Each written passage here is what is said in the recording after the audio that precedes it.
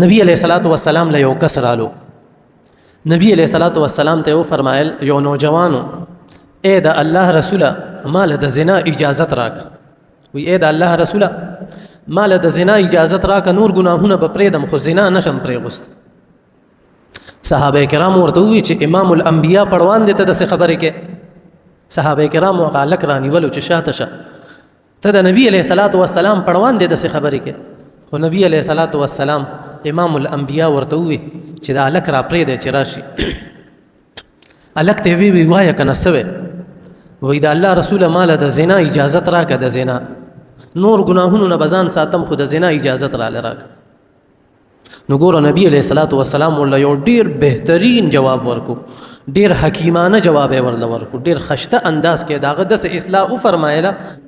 نبی علیہ الصلوۃ والسلام ورته ووی وی ته دا خوښی چې ستا مور سره د څوک زنا وکړي، زه به تاله د زنا اجازت درکم، خو ته ماله د دې خبرې جواب راکه. ته دا خوښی چې ستا مور سره د څوک زنا وکړي. هغه ورته وی ای د الله رسوله زما ځان پتا باندې قربان دی، په الله مې د قسم وی که زه دا خوښ کم چې زما مور سره د څوک زنا وکړي. داسې خو څوک هم نه خوښوي چې د هغه مور سره د پردې سړی زنا وکړي.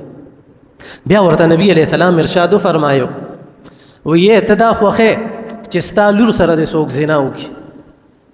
هغه وی قربان شم، د الله رسوله قربان شم، په الله مې د قسم وی که دا زه خوښ کم چې زما لور سره د څوک زنا وکړي.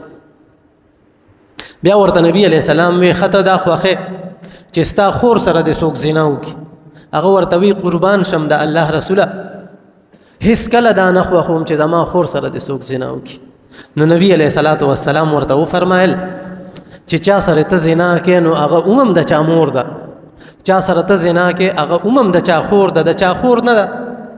او چا سره چې ته زنا کې هغه هم د چا لور ده. هغه صحابي وی نبی علیہ السلام را په دې زړه باندې لاس کې غوستو. امام الانبیاء چې دا مبارک لاس زما په دې سینه باندې کې غوستو، ما ته دنده په زړه کې یخوالی محسوس شو. او بیا زما دپاره دعا وکړه اللهم طهر قلبه، اے الله د ده دا زړه پاک د ده د شرمګاه حفاظت وفرمای. تر قیامت تر مرګه پورې هغه صحابي وی زما نظر غلط نه دی استعمال شوی، زما په زړه کې غلط خیال هم نه دی پیدا شوی. دا د امام الانبیاء د خوږ نبی کریم صلی الله علیه وسلم تربیتو په دا نخشته انداز کې هغه پیکو چې هغه وی تر مرګه پورې زما په زړه کې خیال هم غلط نه دی پیدا شوی.